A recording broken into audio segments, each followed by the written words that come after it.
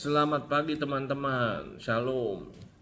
Renungan pagi hari ini berjudul Hidup dalam Dimensi Iman Perjanjian. Pembacaan Alkitab kita pagi hari ini dari Roma 1 ayat 17. Orang benar akan hidup oleh imannya. Kehidupan Kristen tidak dimaksudkan untuk dijalani dalam ketidakpastian, kekalahan, atau ketakutan. Allah memanggil setiap orang percaya untuk hidup dalam dimensi iman perjanjian. Iman yang berakar pada firman, diteguhkan oleh ketaatan, dan dimateraikan oleh janji-janji Allah yang tidak pernah gagal. Iman bukan sekedar kepercayaan emosional. Iman adalah respons sadar terhadap kebenaran firman Allah. Selama iman hanya tinggal di pikiran, ia tidak akan menghasilkan apa-apa. Tetapi ketika iman turun ke dalam hati dan diwujudkan melalui tindakan ketaatan, maka kuasa Allah dilepaskan. Ibrani 11 ayat 1. Karena iman adalah dasar dari segala sesuatu yang kita harapkan dan bukti dari segala sesuatu yang tidak kita lihat. Iman adalah mata uang kerajaan. Di dalam kerajaan Allah, iman adalah mata uang resmi. Allah tidak merespons latar belakang, status sosial, atau pengalaman rohani masa lalu.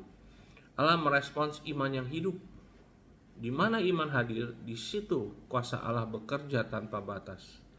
Yesus tidak pernah berkata, "Hai kamu yang berbakat besar," tetapi ia sering berkata, "Hai kamu yang beriman kecil," atau "besar imanmu." Ini menegaskan bahwa ukuran hasil rohani seseorang ditentukan oleh kualitas imannya, bukan oleh lamanya ia menjadi Kristen. Markus 9 ayat 23. Segala sesuatu mungkin bagi orang yang percaya. Firman, sumber dan bahan bakar iman. Iman tidak bertumbuh melalui keinginan yang kuat, tetapi melalui perendaman yang konsisten dalam firman. Tanpa firman, iman akan kelaparan.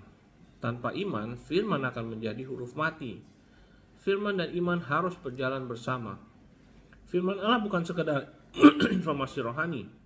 Firman adalah instruksi hidup. Setiap perintah firman mengandung kuasa untuk menggenapi dirinya sendiri ketika ditaati.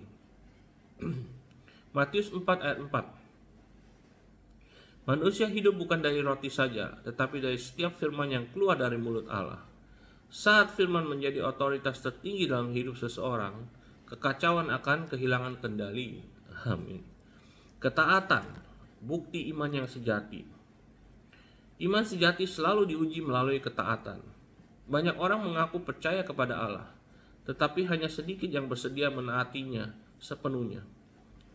Namun perlu disadari bahwa ketaatan adalah jalan tercepat menuju manifestasi janji Allah. Setiap tingkat ketaatan membuka tingkat perkenanan yang baru. Tidak ada ketaatan yang sia-sia. Bahkan ketaatan yang tampak kecil di mata manusia dapat memicu intervensi besar dari surga. Yohanes 14 ayat 15. Jika kamu mengasihi aku, kamu akan menuruti perintahku. Allah tidak mencari pengorbanan tanpa hati, tetapi ketaatan yang lahir dari iman. Hidup di atas ketakutan dan keadaan. Salah satu musuh terbesar iman adalah ketakutan. Ketakutan membuat manusia fokus pada apa yang terlihat, sementara iman berakar pada apa yang dijanjikan.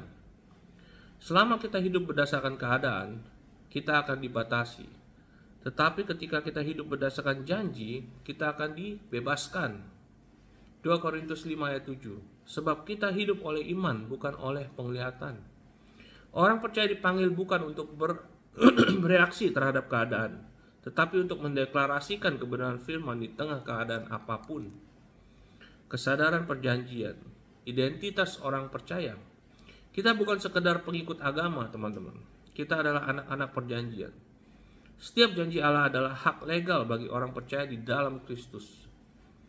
Ketika kesadaran perjanjian ini hidup dalam hati, doa menjadi penuh keyakinan dan penyembahan menjadi penuh otoritas. 1 Petrus 2 ayat 9. Engkau adalah bangsa yang terpilih, imamat yang rajani, bangsa yang kudus.